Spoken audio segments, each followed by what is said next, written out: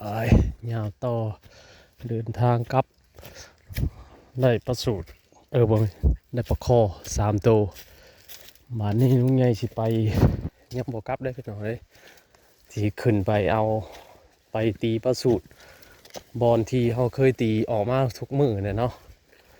แถวนี้มันบ่มีประสูตรมาตีปลาคอได้ปลาคอ3 ตัว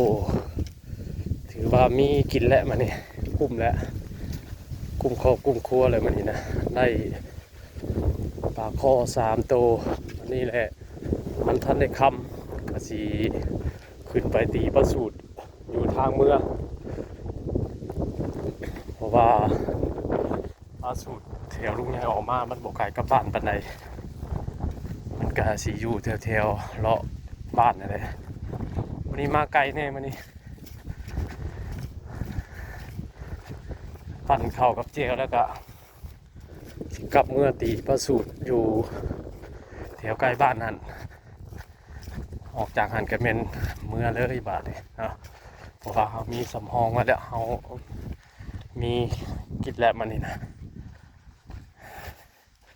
กลุ่มแล้วมันนี่ครับนึงเลยนี่แหละคนผมมีเงินพี่น้องเอ้ยหาอยู่หากินสิแหละแต่ละมื้อต้องให้ได้กินมือใดบ่ได้ก็กินข้าวพักกำยาไปเพราะว่ากันคนบ่มีเงินบ่ได้มีงานทำบ่มีเงินเดือนกินไปนี่แหละ